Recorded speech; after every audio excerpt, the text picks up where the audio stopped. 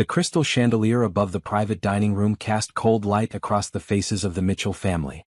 12 people sat around the mahogany table at the most expensive restaurant in Atlanta, but Nicole Carter felt like she was surrounded by wolves. She had been excited about this rehearsal dinner for months. Tomorrow she would marry Brandon Mitchell, the man who had swept her off her feet at a coffee shop 2 years ago. The man who said he loved her smile, her kindness, her heart. The man who made her believe that love stories could happen to ordinary girls like her. But right now, that man sat silent beside her while his mother reached into her designer handbag. Patricia Mitchell pulled out a thick stack of papers held together with a black clip. She slid them across the table toward Nicole with one perfectly manicured finger. "We need you to sign this before tomorrow," Patricia said. Her voice was smooth like honey poured over ice. Nicole looked at the document. Prenuptial agreement was printed across the top in bold letters. "What is this?" Nicole asked, though she could clearly see what it was. "Protection," said Robert Mitchell, Brandon's father, from the head of the table. "For our family's assets. Surely you understand." Nicole looked at Brandon. He wouldn't meet her eyes. He just stared at his wine glass, turning the stem between his fingers. "Brandon," she said softly, "did you know about this?" "It's standard procedure, baby," he said without looking up. "Everyone does it." "Sign it or the wedding's off," said Patricia. She smiled, but her eyes were hard as stone. "We need to protect what's ours. I'm sure you have nothing to worry about since you're marrying Brandon for love, not money. Right?" The table went silent.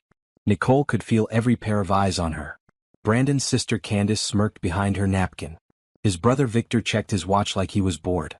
His aunt and uncle whispered to each other. Nicole picked up the document and began to read. The prenup stated that in case of divorce, Nicole would receive nothing. No spousal support. No claim to any Mitchell property. No rights to any business interests. She would leave the marriage with only what she brought into it. There was also a clause about children. Any child would remain in Mitchell custody if the marriage ended. Nicole would have to prove in court that she was a fit mother just to get visitation rights. But the part that made her hands shake was the final section. It stated that Nicole would give up any rights to her own income earned during the marriage. Everything she made would go into a joint account controlled by Brandon. They wanted to own her completely. Nicole set down the paper. Her throat felt tight. This was not the night she had imagined. She had dreamed of toasts and laughter and stories about how she and Brandon met. She had imagined his mother finally warming up to her, finally accepting her as part of the family. Instead, she was being handed a contract that would make her a prisoner. "This is very thorough," Nicole said carefully. "Our lawyers are the best in the state," Robert said proudly. "I need time to read it properly," Nicole said. "And I should have my own lawyer look at it." Patricia's smile froze. "We don't have time for that. The wedding is tomorrow." "Then push back the wedding," Nicole said. The table erupted. Candace gasped. Victor rolled his eyes. The aunt and uncle shook their heads like Nicole had said something shameful. "Push back the wedding?" Patricia repeated. Her voice had lost its smooth tone. Now it sounded like gravel.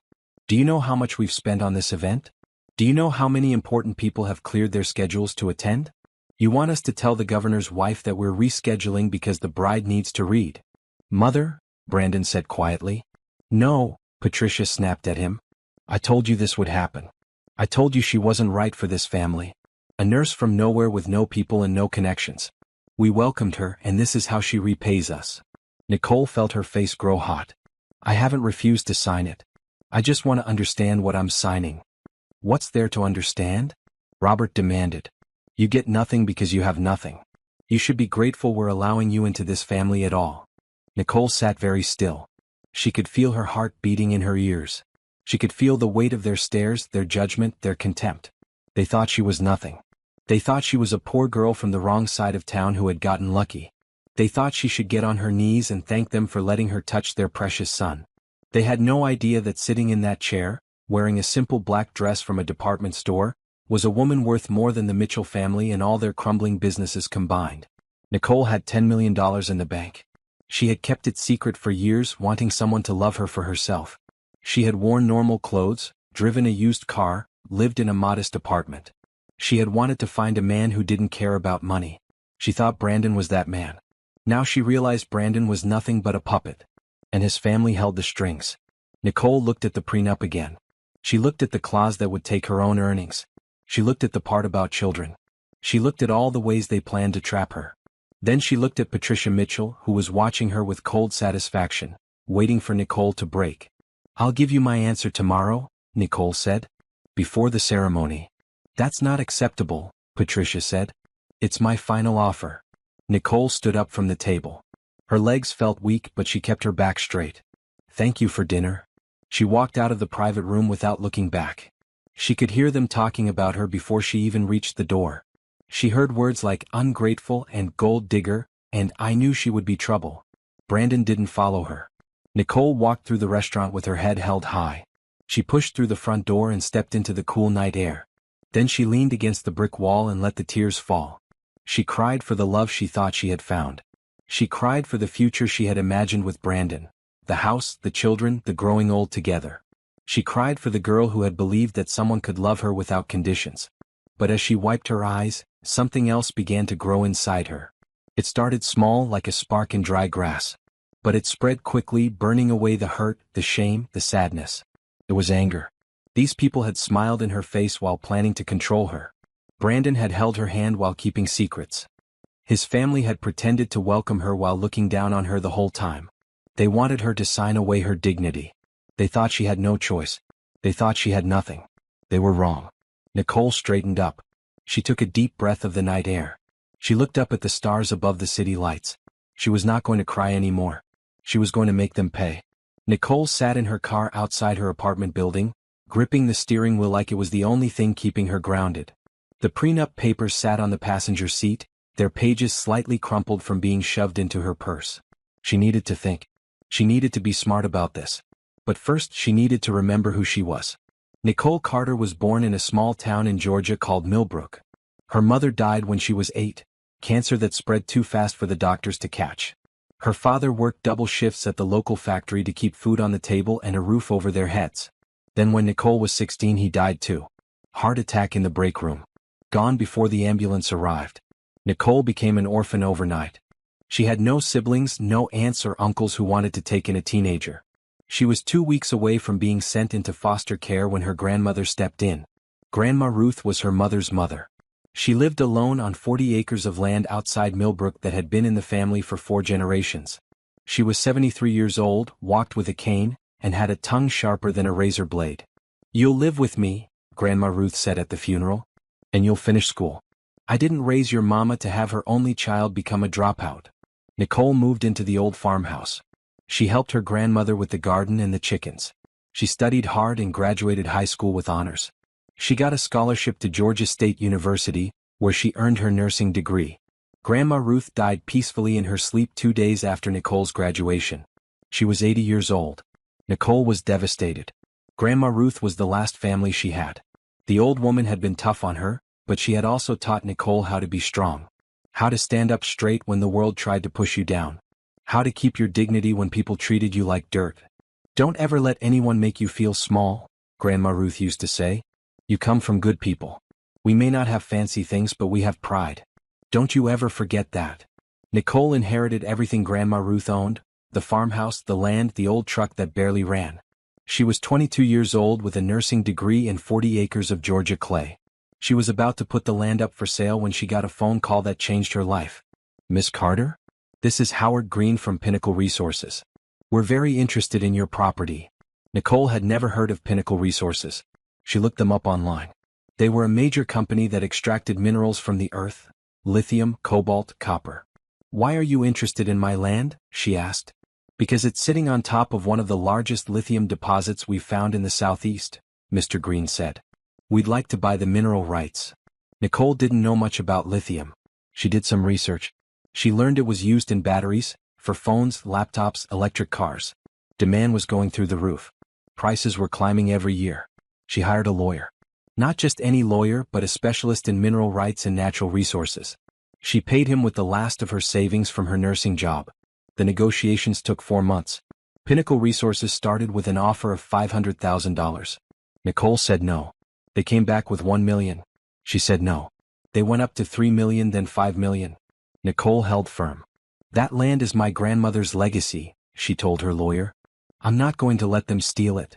In the end, Pinnacle Resources paid $10 million for the mineral rights to Grandma Ruth's 40 acres. $10 million.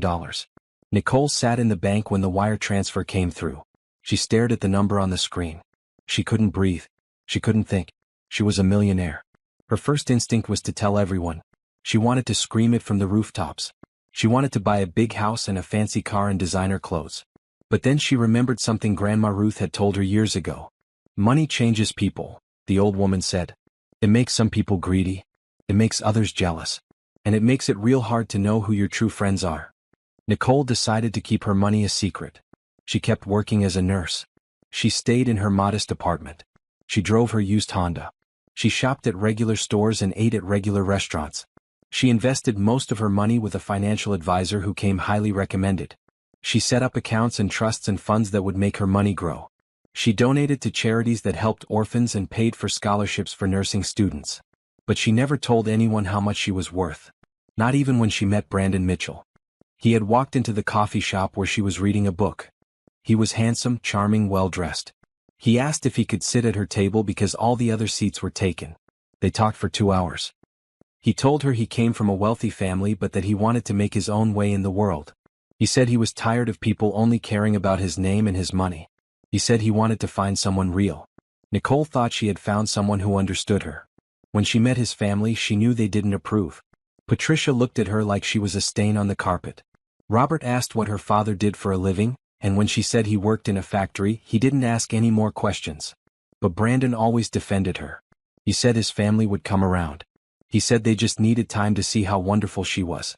Nicole believed him. She was a fool. Now she sat in her car, looking at the prenup that would strip her of everything. Not just her money but her freedom. Her voice. Her children. They thought she was desperate. They thought she had no options. They didn't know that the woman they were trying to trap could buy and sell them 10 times over. Nicole pulled out her phone. She called the one person she could always count on.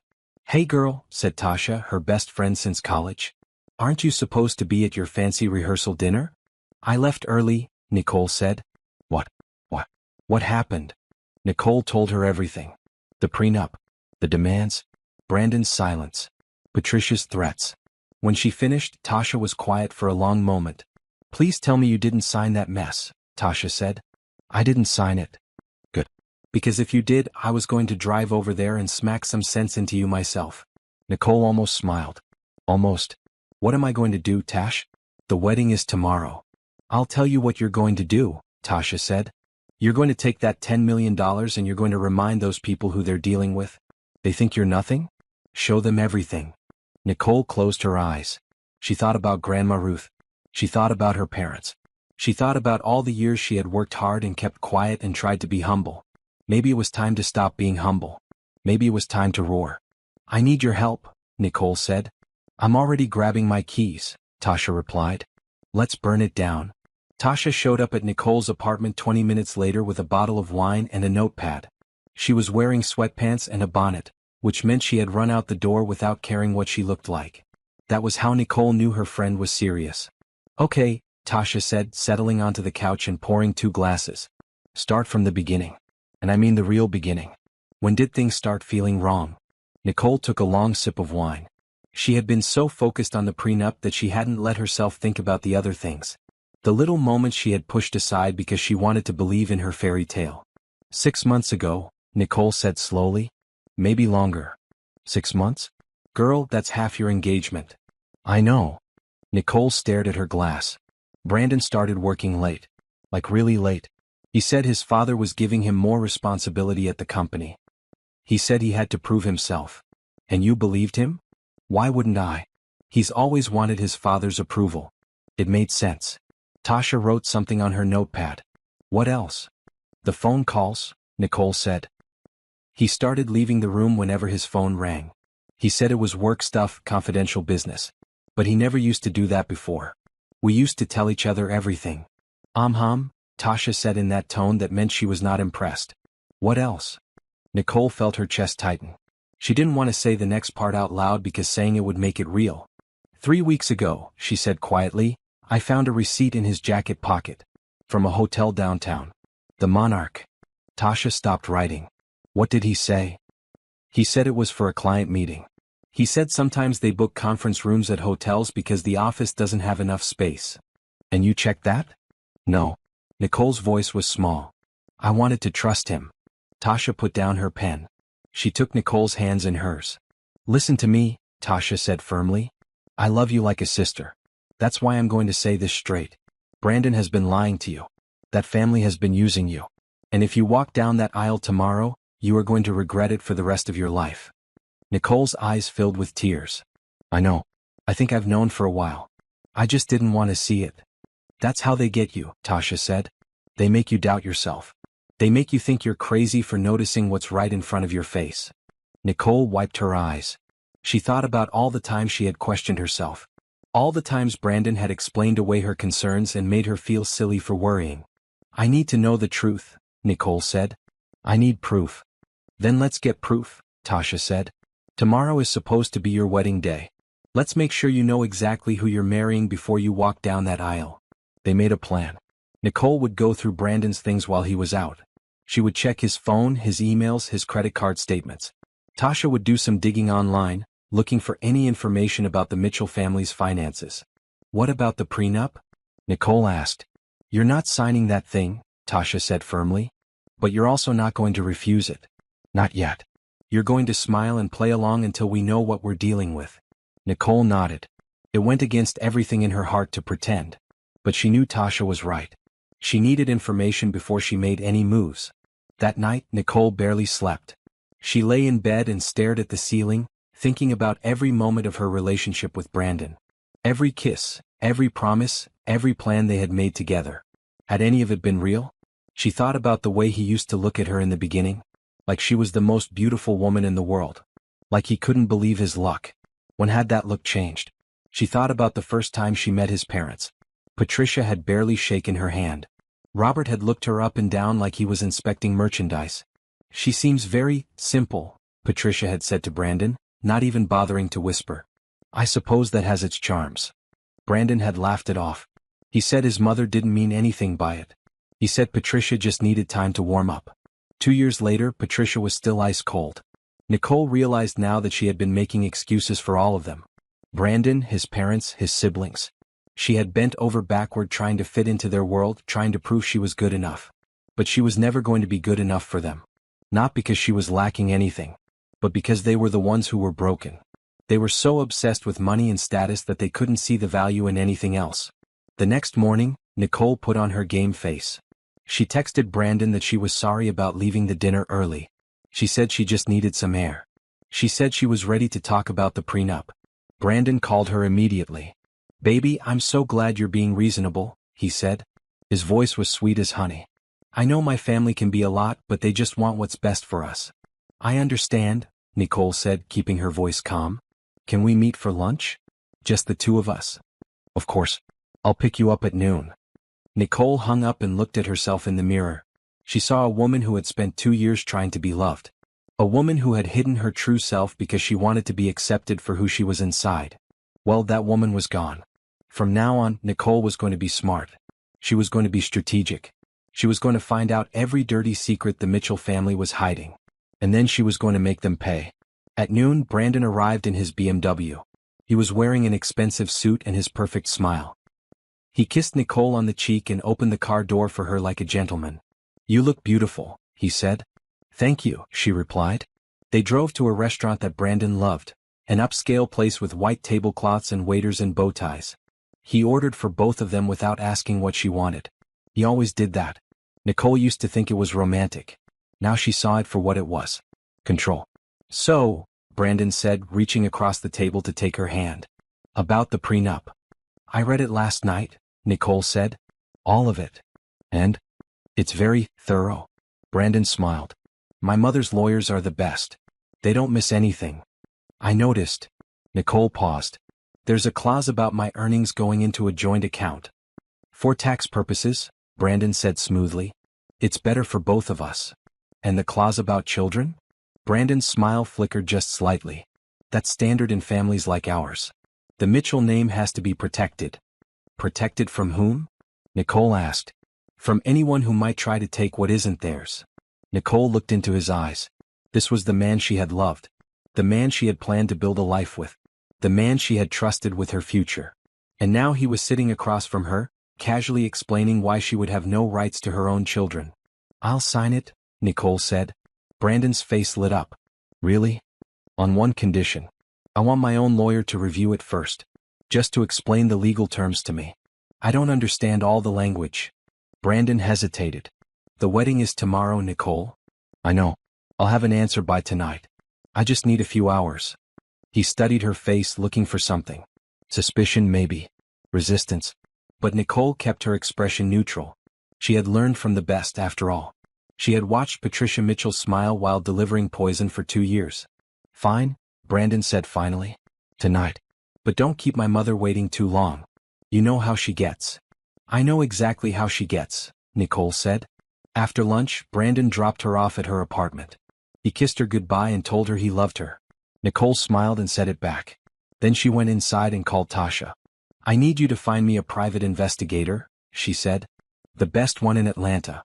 "Already done," Tasha replied. "His name is Franklin Moss. He's meeting us in an hour." Nicole felt something shift inside her. The sadness was still there, underneath everything. But on top of it now was something stronger. Determination. She was going to find out the truth about Brandon Mitchell. And then she was going to destroy him. Franklin Moss was not what Nicole expected. She had imagined a private investigator would look like something out of a movie, trench coat, fedora, maybe a cigarette hanging from his lip. Instead, Franklin was a neat, quiet man in his 50s with gray hair and wire-rimmed glasses. He looked more like an accountant than a detective. But Tasha said he was the best in the business, and that was all that mattered. They met at a coffee shop on the north side of town where nobody would recognize Nicole. She told Franklin everything. The prenup, the late nights, the hotel receipt, the phone calls Brandon took in private. Franklin listened without interrupting. When she finished, he nodded slowly. "How long do I have?" he asked. "The wedding is tomorrow at 6 in the evening," Nicole said. Franklin raised his eyebrows. "That's not much time." "I know. But I need to know the truth before I walk down that aisle. Whatever it is." Franklin studied her for a moment. "Are you sure? Sometimes the truth is harder than not knowing." Nicole thought about Grandma Ruth. She thought about all the times the old woman had told her to face things head-on, even when it hurt. "I'm sure," Nicole said. "All right." Franklin stood up. "I'll have something for you by tonight." He left, and Nicole and Tasha sat in silence for a while. The weight of what she was doing pressed down on Nicole's chest. This was real now. There was no going back. "You're doing the right thing," Tasha said quietly. "Am I?" Nicole stared at her coffee cup. "What if I'm wrong? What if there's nothing to find? Then you'll know for sure. And you'll marry him with a clear conscience." Tasha paused. "But I don't think you're wrong. I've seen how that man looks at his phone. I've seen how his family treats you. Something is rotten in that house." Nicole wanted to argue. She wanted to defend Brandon the way she had been defending him for 2 years. But she couldn't. Because deep down she knew Tasha was right. Something was very wrong. Nicole went home and tried to keep herself busy. She cleaned her apartment. She organized her closet. She did anything to keep her mind off what Franklin might find. At 7 o'clock her phone buzzed. It was a text from an unknown number. Just 3 words, "Check your email." Nicole's hands were shaking as she opened her laptop. There was a new message from fmoss@securemail.com. The subject line said, "Mitchell, initial findings." She clicked on it. The email contained several attachments. Nicole opened the first one. It was a photograph. Brandon was standing outside a restaurant, his arm around a woman. She was tall with long red hair and a tight dress. Brandon was smiling at her like she was the only person in the world. Nicole's stomach dropped. She opened the next attachment. Another photo. Brandon and the redhead getting into his car together. His hand was on her lower back. The next photo showed them walking into a hotel. The Monarch Hotel. The same one from the receipt Nicole had found. The next attachment was a video file. Nicole's finger hovered over it. She didn't want to click. She didn't want to see. But she had to know. She pressed play. The video was taken through a restaurant window. Brandon was sitting at a table with the redhead. They were holding hands across the table. Then Brandon leaned over and kissed her. Not a quick peck. A real kiss. The kind of kiss he used to give Nicole. Nicole's vision blurred with tears. She had suspected. She had feared. But seeing it with her own eyes was different. It was a knife in her heart. There was one more attachment. Nicole opened it with trembling hands. It was a report from Franklin. He had identified the woman as Amber Collins. She worked at Mitchell Industries in the marketing department. She had been Brandon's assistant for the past 8 months. 8 months. Brandon had been seeing this woman for 8 months. Their entire engagement. Nicole closed her laptop. She sat very still on her couch, her hands folded in her lap. She could hear her own heartbeat in her ears. She could feel the tears rolling down her cheeks. But she didn't make a sound. This was the moment when everything became clear. All the late nights, all the excuses, all the times Brandon made her feel crazy for asking questions. It all made sense now. He had been lying to her from the beginning. He never loved her. He was just using her. But why? If he had Amber, why did he need Nicole? The answer came to her like a cold wave. The prenup. The Mitchells wanted someone they could control. Someone without money or connections. Someone who would sign away her rights and keep her mouth shut. Amber probably came from money. Amber probably knew how to play their games. Amber was not someone they could push around. But Nicole? Nicole was perfect. A poor orphan nurse who would be so grateful to marry into their family that she would do whatever they said. They thought she was weak. They thought she was desperate. They thought they had won. Nicole stood up slowly. She walked to the bathroom and looked at herself in the mirror. Her eyes were red from crying. Her makeup was smeared. But underneath the tears, something else was happening. The knife in her heart was turning into steel. She thought about Grandma Ruth. She thought about all the times the old woman had told her to never let anyone make her feel small. "You come from good people," Grandma Ruth used to say. "We may not have fancy things, but we have pride." Nicole wiped her eyes. She fixed her makeup. She straightened her shoulders. The Mitchells wanted to break her? Fine. She would break them first. She called Tasha. "I saw the pictures," Nicole said. Her voice was steady now. "Oh honey," Tasha breathed. "I'm so sorry." "Don't be sorry. I needed to see them. Now I know what I'm dealing with." "What are you going to do?" Nicole thought for a moment. The old Nicole would have confronted Brandon. She would have screamed and cried and demanded an explanation. She would have given him a chance to lie his way out of it. The new Nicole was smarter than that. "I'm not going to do anything," she said. "Not yet." "What do you mean?" "I mean the wedding is still happening tomorrow." Tasha was silent for a long moment. "Girl, have you lost your mind? You can't marry that man after what you just saw." "I'm not going to marry him," Nicole said. "But I am going to walk down that aisle. And I am going to destroy him in front of everyone he knows." Tasha let out a low whistle. "Now that's what I'm talking about. What do you need from me?" Nicole smiled. It was not a nice smile. It was the smile of a woman who had nothing left to lose. "First, I need you to call Franklin back. Tell him I need everything. Every secret the Mitchell family is hiding. I don't care how deep he has to dig." "Done." "Second, I need a lawyer. Not just any lawyer. Someone who specializes in contracts and fraud." "I know someone. She's vicious." "Good." "And third." Nicole paused. "I need to get my money ready." "Your money?" "My $10 million. I'm going to show the Mitchells exactly who they tried to mess with." Nicole didn't sleep that night. She sat at her kitchen table with her laptop, going through every piece of information Franklin had sent. The photos of Brandon with Amber were painful to see, but she forced herself to study them carefully. She needed to understand her enemy. By morning, Franklin had sent more files. A lot more. The Mitchell family was in trouble. According to Franklin's research, Mitchell Industries was drowning in debt.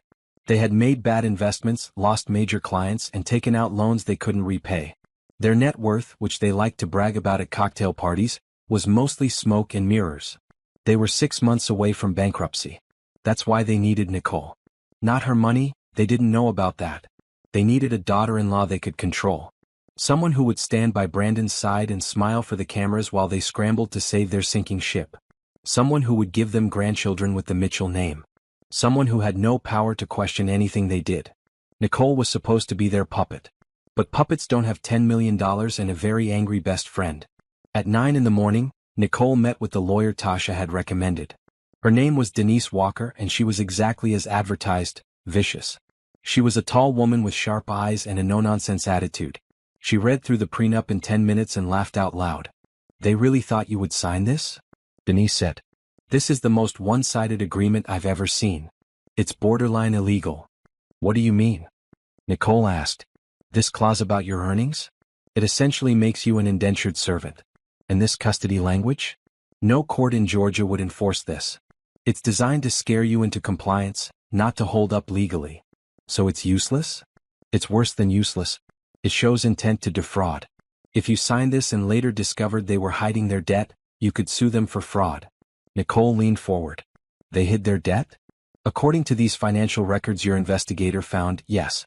Robert Mitchell has been cooking the books for years. The company is worth a fraction of what they claim.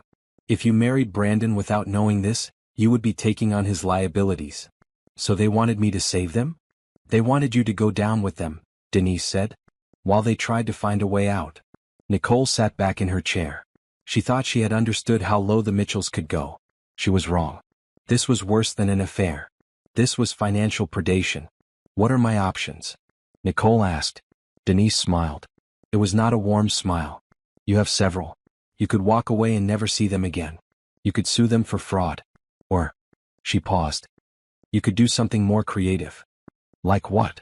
Like showing them who they're dealing with, publicly. Nicole thought about this. She thought about Patricia's smug face at the rehearsal dinner.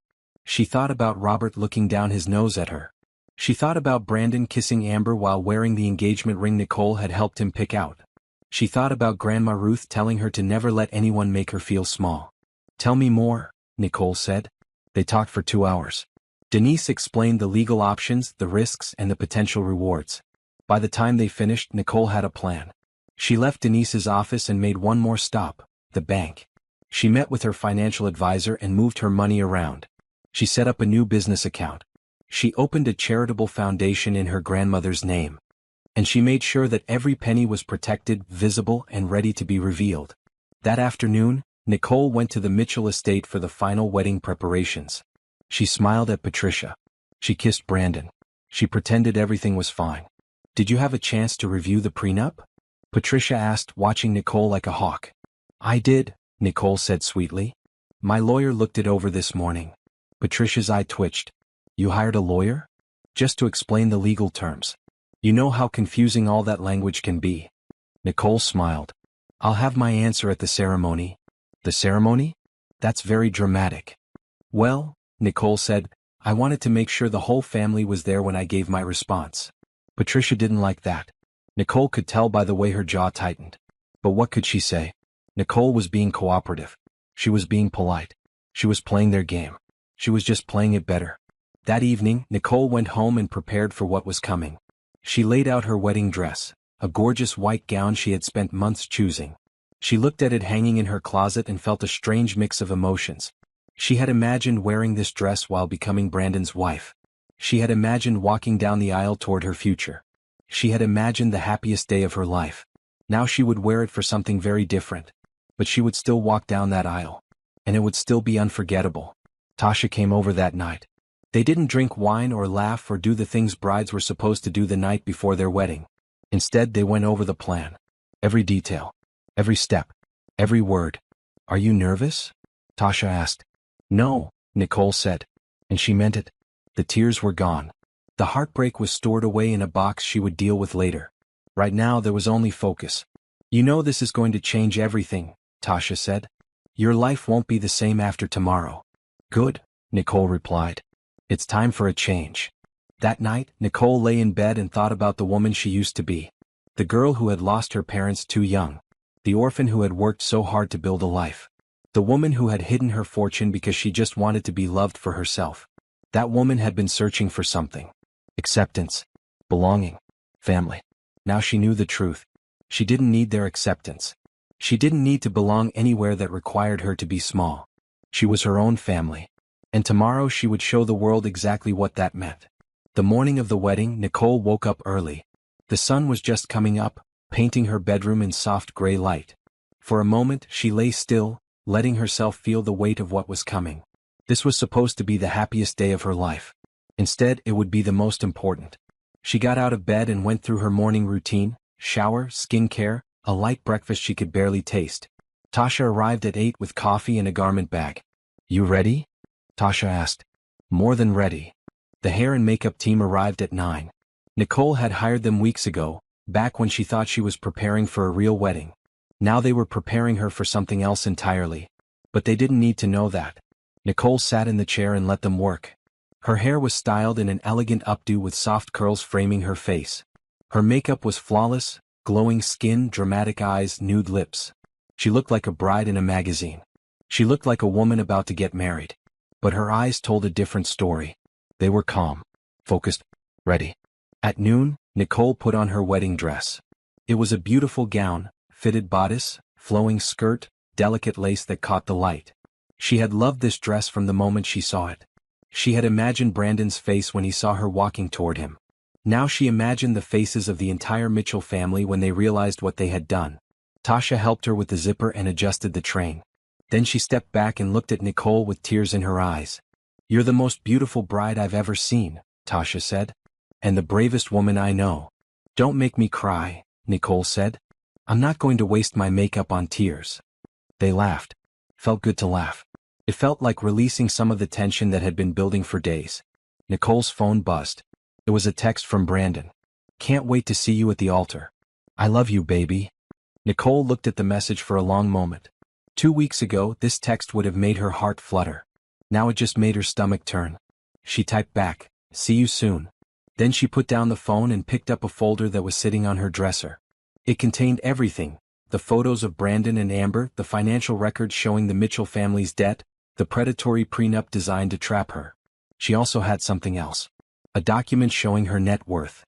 $10 million clearly outlined in black and white. This was her weapon. At 3 o'clock, the limousine arrived to take Nicole to the venue. The Mitchell family had chosen a grand estate outside Atlanta for the wedding. It had manicured gardens, a stone chapel, and a ballroom that could hold 500 people.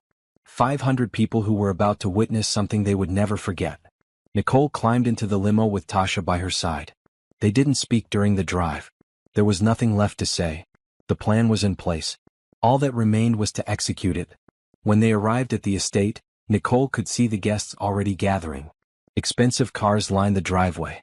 Women in designer dresses and men in tailored suits walked toward the chapel, laughing and greeting each other. The who's who of Atlanta society. Politicians, business leaders, old money families. Patricia had invited everyone who mattered. She wanted to show off her son's wedding. She wanted to cement the Mitchell family's status as one of the elite. She had no idea what was coming. Nicole waited in the bridal suite while the guests took their seats. Tasha kept checking her phone for updates. The ceremony was scheduled to begin at 6 o'clock. At 5:30 there was a knock on the door. Tasha opened it to find Robert Mitchell standing there in his tuxedo. He looked uncomfortable, which Nicole enjoyed. "Nicole," he said stiffly, "the family wants to confirm that you've made your decision about the prenup." Nicole stood up and faced him. In her heels, she was almost as tall as he was. She looked him directly in the eyes. "I have," she said. "I'll announce it at the ceremony." Robert frowned. "That's not appropriate. These matters should be handled privately." "It will be private," Nicole said. "Just your family and 500 of your closest friends." Robert's face turned red. He started to say something, but Nicole held up her hand. "The ceremony starts in 30 minutes, Robert. I suggest you take your seat."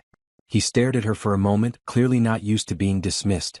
Then he turned and walked away without another word. Tasha closed the door and burst out laughing. "Did you see his face? I thought he was going to have a stroke." "He might still," Nicole said. "The night is young." At 5 minutes to 6, Tasha helped Nicole gather her train and handed her the bouquet. White roses and lilies. Perfect for a bride. "Last chance to back out," Tasha said. "Not a chance," Nicole replied. Tasha nodded. She squeezed Nicole's hand once, then left to take her seat in the chapel. Nicole stood alone in the bridal suite. She looked at herself in the mirror one last time. She saw a beautiful woman in a beautiful dress. She saw a bride. But she also saw something else. She saw strength. She saw power. She saw a woman who would never be controlled again. The wedding coordinator appeared at the door. "It's time." Nicole picked up her bouquet and walked out of the room. She made her way to the entrance of the chapel, where the doors stood closed. Behind them, she could hear the murmur of 500 voices. The music started, the traditional wedding march. The doors began to open. Nicole took a breath. And then she started walking. The chapel was stunning. Candles everywhere. Flowers covering every surface. A red carpet leading to the altar where Brandon stood waiting, looking handsome in his black tuxedo. He smiled when he saw her. That perfect smile she used to love. Nicole smiled back. But her smile wasn't for him.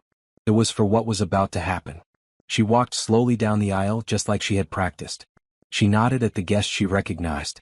She saw Patricia in the front row, wearing a smug expression that said she had won. She hadn't won anything. Nicole reached the altar and took Brandon's hands. He looked happy. He looked relieved. He thought she was about to become his wife. He had no idea she was about to become his worst nightmare. The officiant began to speak. Dearly beloved, we are gathered here today. Nicole listened to the words, but she wasn't really hearing them. She was waiting. Waiting for the moment. It came soon enough. If anyone here has any reason why these two should not be wed, the officiant said, speak now or forever hold your peace. Nicole let the silence stretch for one heartbeat. 2, 3. Then she opened her mouth. I do, she said. The chapel went completely silent. Brandon's face froze. Patricia half rose from her seat. Nicole turned to face the crowd. I have a reason, she said. Several, actually. And then she told them everything. The silence in the chapel was so complete that Nicole could hear the candles flickering. 500 faces stared at her. Some confused. Some shocked. Some already pulling out their phones. Good. She wanted them to record this. My name is Nicole Carter, she said, her voice carrying clearly through the space. 6 hours ago, I was supposed to become Nicole Mitchell. But I've learned some things in the past few days that have changed my plans. Brandon grabbed her arm. Nicole, what are you doing? This isn't funny. She pulled away from him calmly. I'm not trying to be funny, Brandon. I'm trying to be honest. Something you've never been with me. Patricia stood up. This is ridiculous. Nicole, if you have concerns, we can discuss them privately. No, Nicole said firmly. We can't. Because privately, you would find a way to silence me. Privately, you would make this disappear. That's what you do. She looked at the crowd. That's what this family does. She reached into the hidden pocket of her dress. She had specifically asked the seamstress to add it, and pulled out the folder. The folder with everything. 3 days ago, Nicole said, the Mitchell family presented me with a prenuptial agreement. They demanded I sign it or they would cancel the wedding. She held up the document. Would anyone like to know what it said? Murmurs rippled through the crowd. Some people leaned forward. Others looked uncomfortable. Nicole opened the folder and began to read. In the event of divorce, Nicole Carter shall receive no spousal support, no claim to any Mitchell property or assets, and no rights to any business interests. She looked up. But that's not the interesting part. She turned the page. The agreement also states that any income one earned during the marriage would go into a joint account controlled by my husband. She let that sink in. Controlled. Not shared. Not equally managed. Controlled. By him. More murmurs. Some of the women in the audience exchanged glances. And then there's the clause about children. Nicole's voice was steady but harder now. Any children of the marriage would remain in Mitchell custody if we divorced. I would have to prove in court that I was fit to have visitation rights. She paused. Visitation. With my own children. Brandon stepped forward. Nicole, you're misunderstanding the legal language. Am I? She turned to face him. Then let me share something else I found. Something your family tried very hard to keep hidden. She pulled out another document. This one was thicker. Mitchell Industries, she said, holding it up for everyone to see. The cornerstone of the Mitchell empire. The source of their wealth and status. She looked at Robert, who had gone pale. Except it's not wealthy, is it, Robert? It's 6 months away from bankruptcy. Gasps throughout the chapel. People started whispering. Robert stood up, his face purple with rage. That is confidential business information. How did you? I hired a private investigator, Nicole said calmly. He's very good. He found your cooked books, your hidden debts, your failed investments. He found all of it. She turned to the crowd again. This family was going to marry me without disclosing their financial situation. They were going to tie me to their sinking ship without my knowledge or consent. That's called fraud, in case anyone was wondering. Patricia was on her feet now, pushing toward the altar. You ungrateful little. I'm not finished, Nicole said, cutting her off. There's one more thing. She pulled out the photographs. The photographs of Brandon and Amber. For the past 8 months, Nicole said, my fiancé has been having an affair with his assistant Amber Collins. She held up the first photo. Brandon at the restaurant with Amber, his arm around her. She held up the second photo. Brandon and Amber at the hotel. The Monarch Hotel, Nicole said. I found the receipt in his pocket. He told me it was for a client meeting. Brandon's face had gone white. Nicole, those photos are fake. Someone is trying to sabotage us. There's also video, Nicole said. She pulled out her phone and hit play. The video of Brandon kissing Amber filled the screen. The sound echoed through the silent chapel.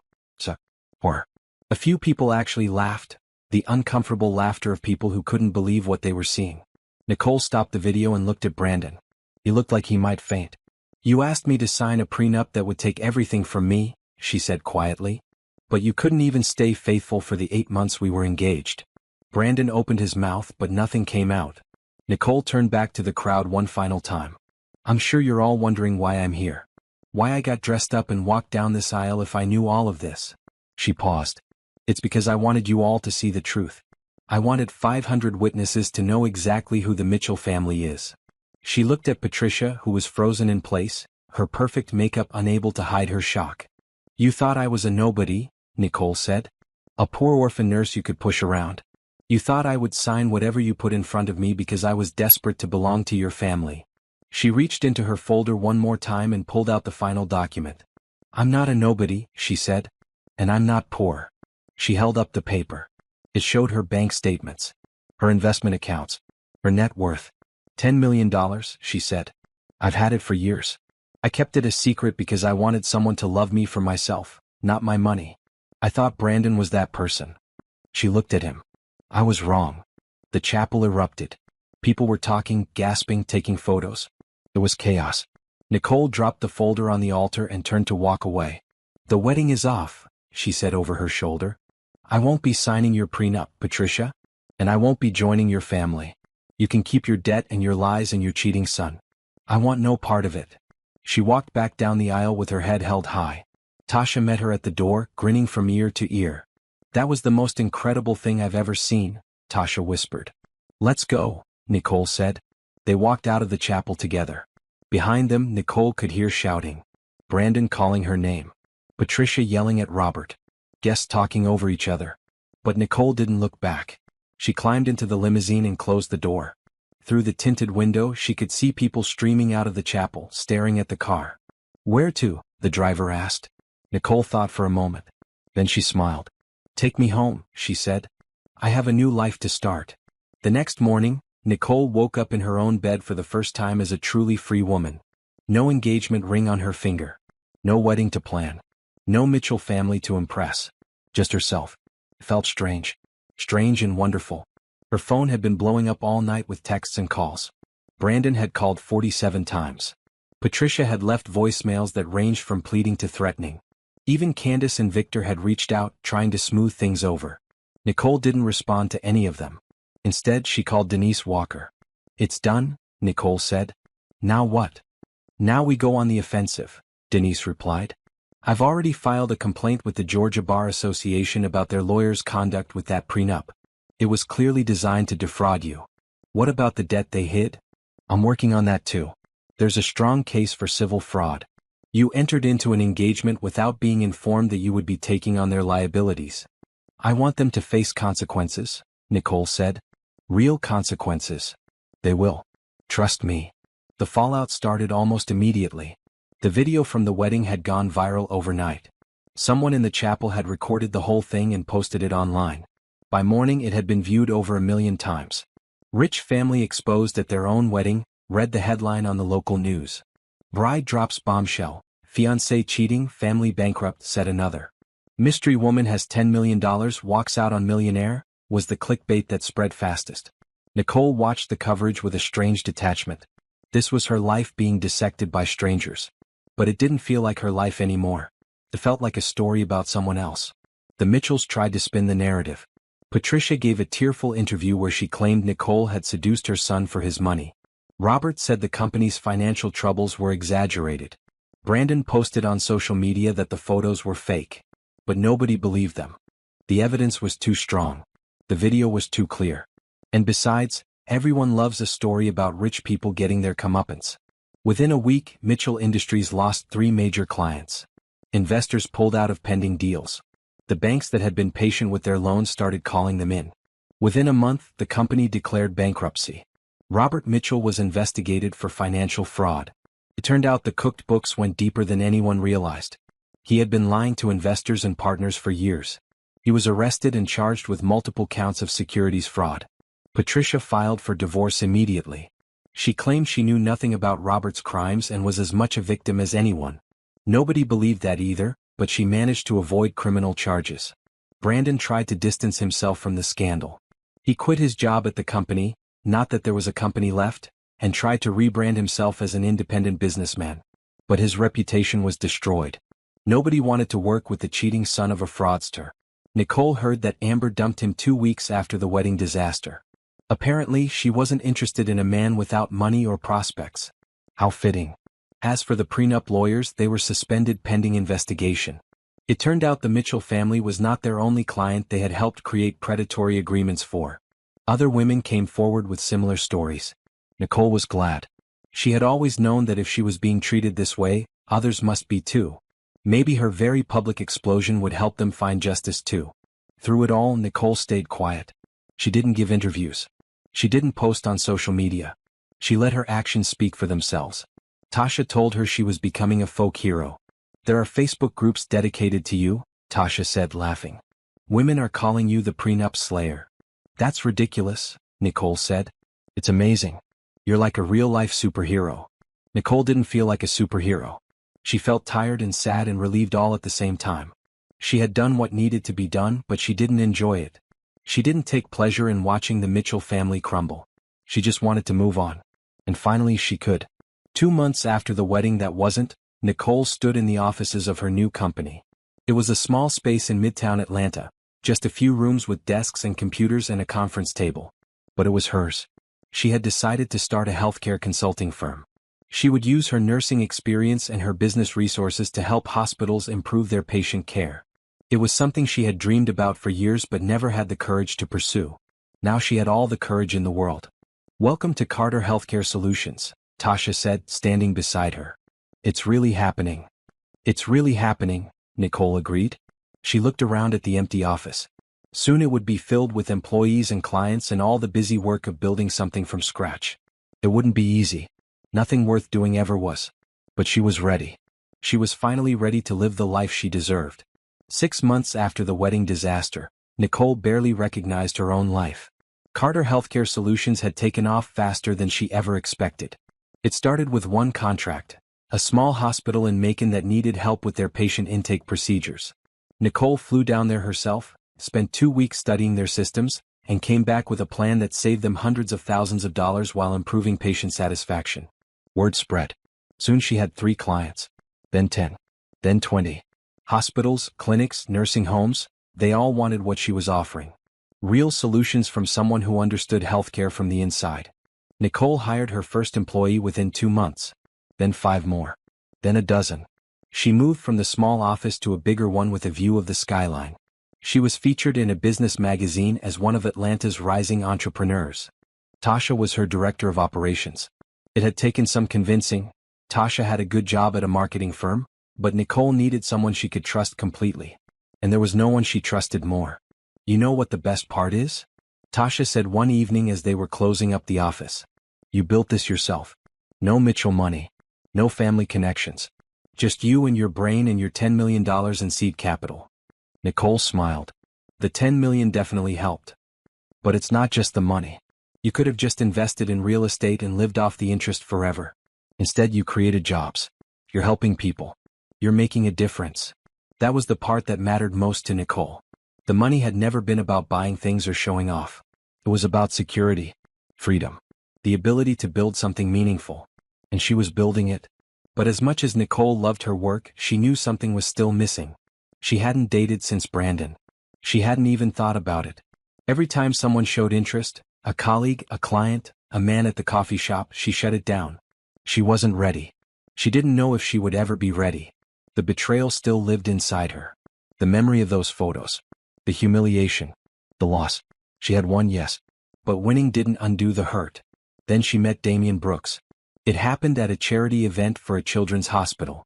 Nicole was there as a donor. She had set up a foundation in Grandma Ruth's name to fund pediatric care. She was standing by the silent auction tables when a voice spoke beside her.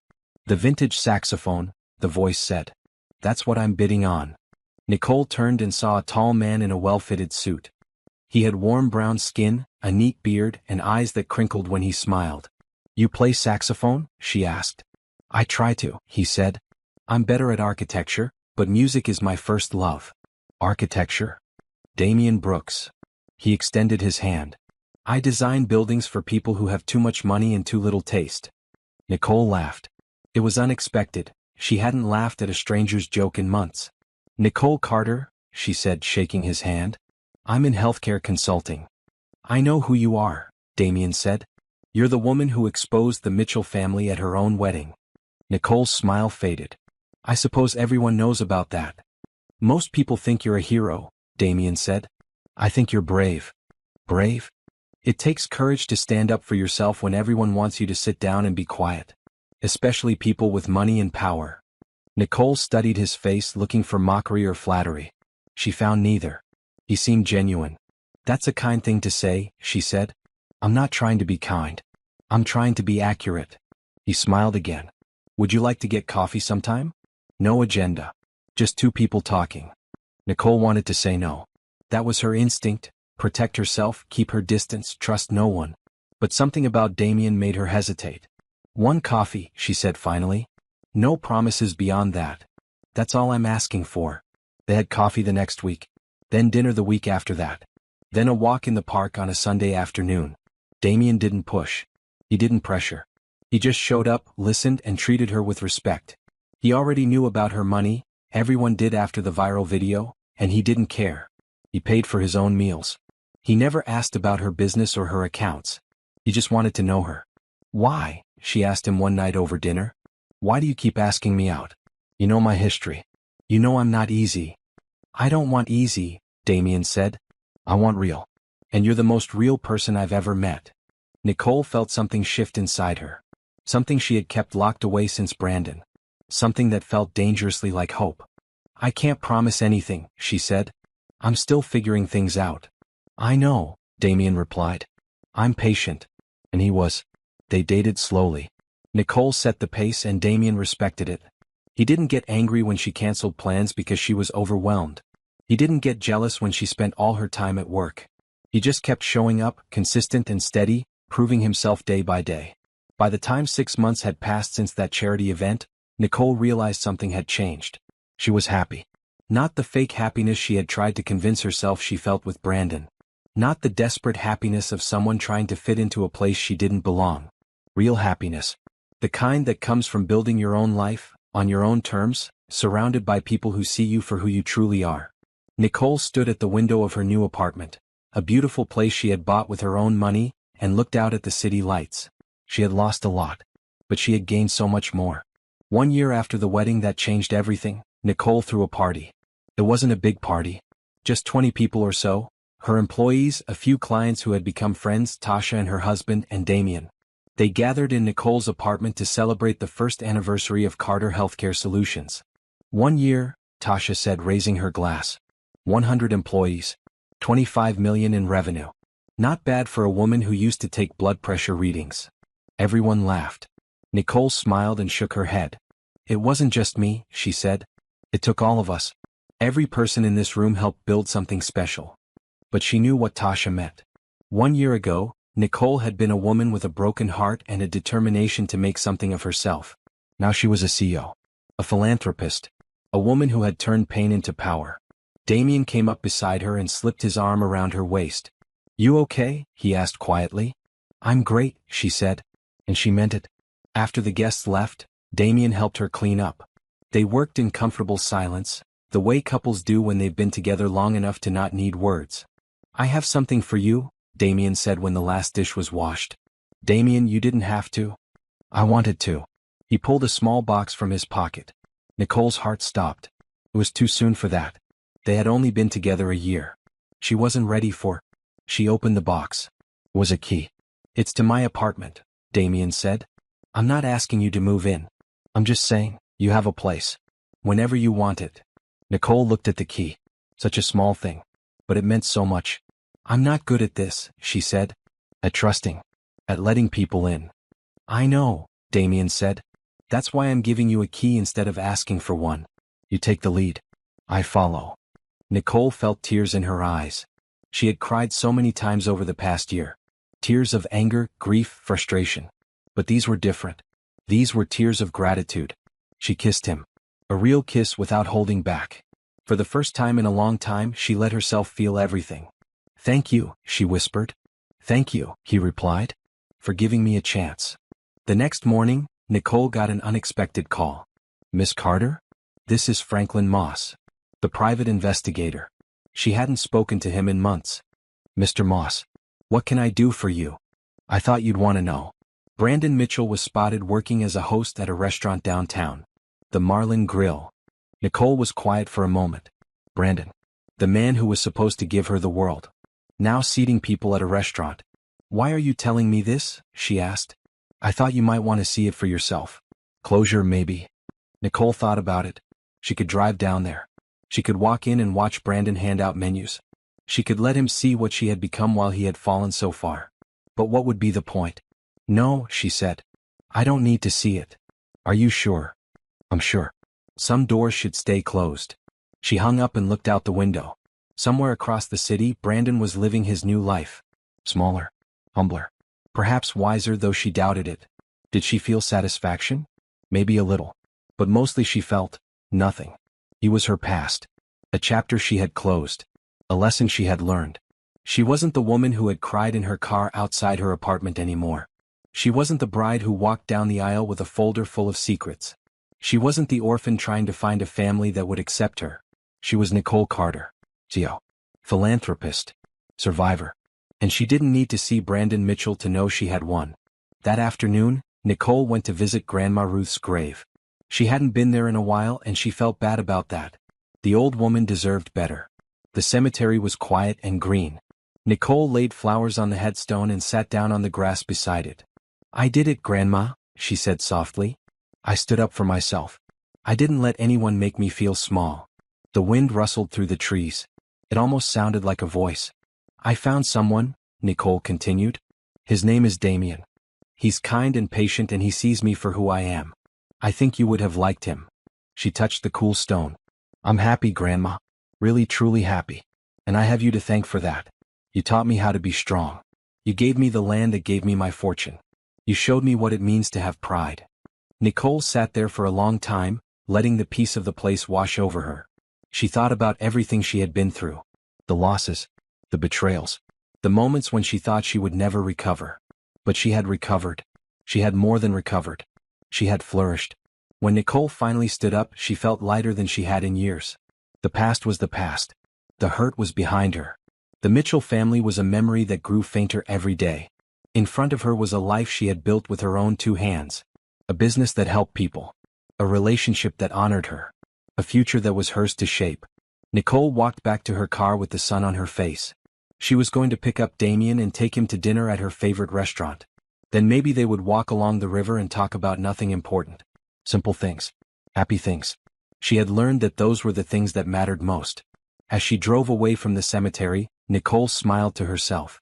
She thought about the woman who had sat in her car outside her apartment a year ago, crying over a prenup and a man who didn't love her. She wanted to reach back through time and hug that woman.